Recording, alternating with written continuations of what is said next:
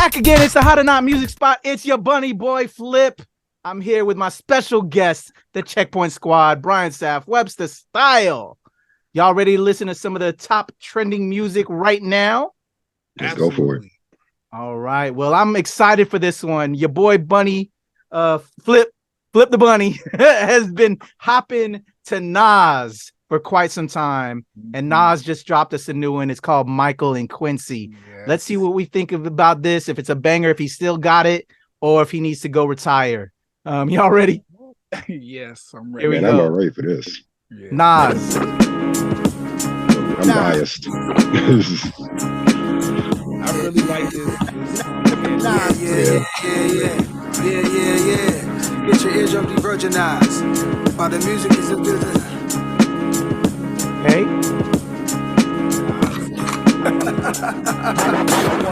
Eardrums de-virginized from the words of mine. Just a word of advice, you can't murder Nas. All my niggas certified, we got certain ties. Streets was an office, we didn't need a certain tie. In my AMI, weather like the Virgin Isles. I ain't got no jury on, cause I made of ice. Element surprise, move with the passion of Christ.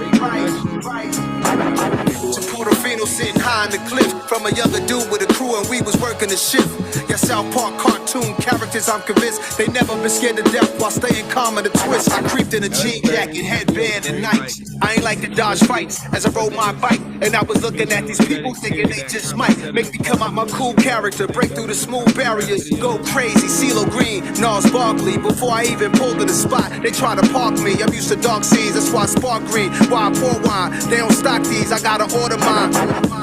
Malcolm X. There we go. Yeah. Man. WebsterStyle. You already said you were kind of biased because you old head like myself. So I've been listening to nothing but King's Disease 3 since it came out. Like literally, that's like all I've been listening to. Nas is hands down my favorite MC of all times. And I'm one of those people who says that there's no such thing as a bad beat with Nas because his lyrics just makes me want to listen. Even on Nazir, as a piece of shit production wise that was. Can I curse on this? Oh, well, too late now. Yeah. It was still Nas. And that's all I cared about. I didn't care about the rushness. I didn't care about the volume levels. It was Nas. Yeah, okay. That's all I gotta say. It's Nas. It's lit. It's lit. It's Nas, yeah. It's hot. Yeah, definitely. Yeah. It's hot. It's fire. It's lava. There we go. Yeah. Brian Sapph. I agree. It's what is this? Hot or not? Bop it or flop it? What was hot or not? Hot or not? It's hot. I really like this song. Like I was saying earlier, I like Nas and Hit-Boy as a duo and their whole thing that they got going on. I want Hit-Boy to continue to produce for Nas. I want Nas to continue to have a great second win when it comes to his career and his music and stuff. Like this is the kind of Nas that I like. Like I didn't necessarily grow up on Nas, but I was fortunate enough to be in a space with my own personal music taste where I could go back and kind of pick up on those things. Like, you know, my parents grew up on Nas, so I have the old CDs and stuff just passed down or whatever. I've always appreciated. You're making me feel old, Brian. No, that's not.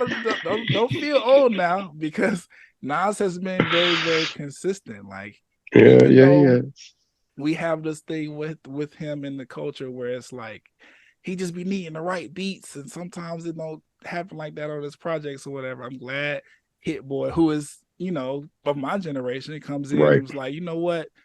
I have a great ear for music. I know what you need. Let's get this done. And they have a great chemistry. They've been able to do that. I even like the song and with the title of, you know, Michael and Quincy, they're kind of both playing on their roles in the music industry at this point. Because I don't know if Hit-Boy is like a Quincy Jones, but maybe a Quincy Jones of today. You know what?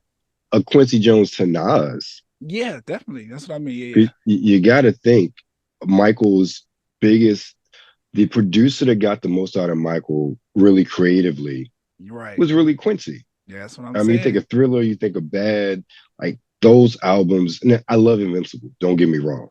Right. But there wasn't a Quincy Jones album. Right. Quincy Jones was very good at working with Michael to pick out the very best songs, especially considering all of the tracks that have gone unreleased that Michael like recorded like 200 tracks for albums and whatnot. So, Yeah.